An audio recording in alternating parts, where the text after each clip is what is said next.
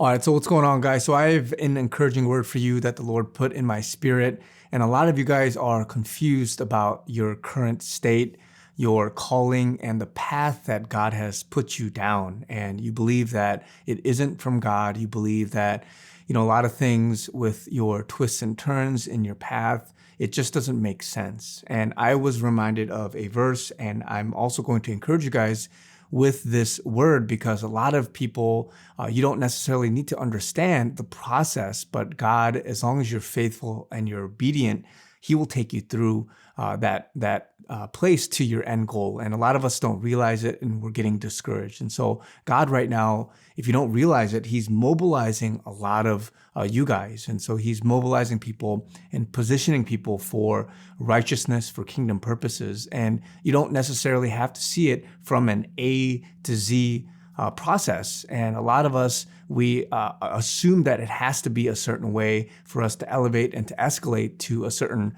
a place. And I was reminded of this testimony about this person from a long time ago who was called, and God clearly told him to go to, I believe it was like New York or something, and to find a specific person that he saw on the news or someplace. And so he went.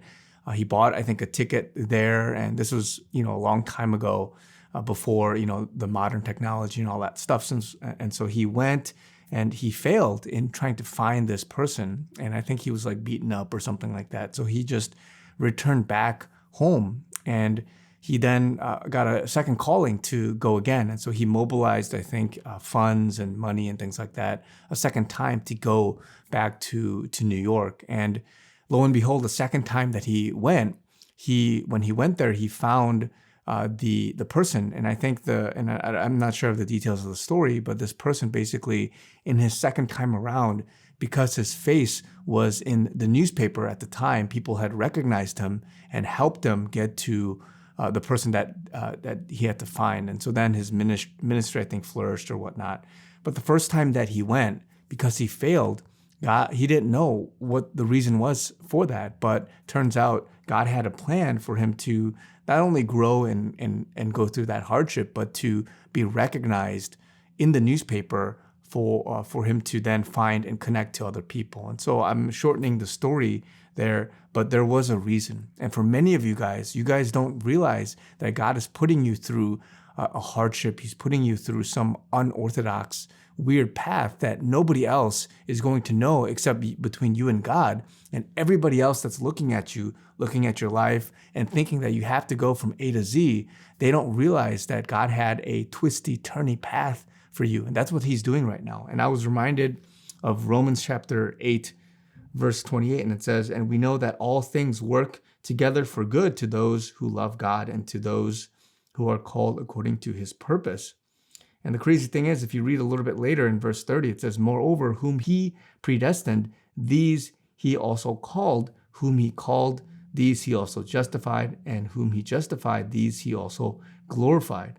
And so what you got to realize in your life is that everybody else can look at you and they can look at your path. They can look at your A to B to C to Z and think that you are on the wrong path, that you have this method or this process that is not of God, that is not a process of, justification, of glorification, of sanctification and progression, but rather that because God has predestined and He allowed you to go through all these things, to work together for those who love God and all these different things that you're going through. He knows your path. He knows what you have to go through, even if it seemingly looks negative, bad. It looks like it's backtracking. It looks like it's being sidetracked. But God knows what you have to go through for you to be able to get to that other side. Otherwise, that buildup, that training, that falling face forward, all these different moments that you have, it's not going to build to the epic, to the outcome, to the end goal that you got to have in your life. And even though it doesn't make sense, even though it looks like you are, in a pit and you look like from the eyes of the world to other Christians, to other people that look at things from a rational perspective, oftentimes it's irrational, it's unorthodox, it's unusual the path that he has for you. And so if all of us were to have taken the same path of A to B to C to Z, for you to be trained up, to be glorified, to see your calling, to go through the path that he had for you, then it wouldn't be unique. It wouldn't be this beauty of seeing the glorification of Christ, to see God through all of it. Otherwise, you would have the same routine and even boring testimony. And I'm not saying it's boring for many of us that do have this typical A, B, C to Z testimony. But for many others, because you don't see it from the perspective of God, and you don't have to see it from his perspective, but you have to trust, you have to obey, you have to lay down your life on a daily basis, such that even if you go through that hardship, even if you go through that weird path to get somewhere, as long as you're obedient and you're continuing to seek him, and even if the outcome doesn't make sense, in the end, it will work out for your good. Just like that missionary who went through two paths to find, the person that he was looking for, only to then be recognized by many other people in the newspaper in these different places, and then for him to then build a ministry for orphans or for whatever it is that he had, right? And so the same goes for your life, for your calling. So don't be fretting. Don't be sitting there thinking, man, what's going on in my life?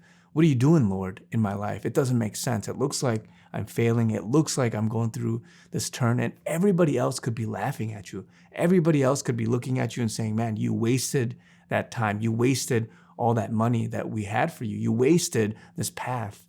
And they could be laughing at you, rebuking you, telling you to do something different, but only between you and God. So you have to stand up. You have to face forward, but get back up, and then keep going and trust him and to obey him. And so again, guys, be encouraged. God is mobilizing people in this hour. He's mobilizing people and working all these things out for good to those who love God. So that's the key. You got to be following.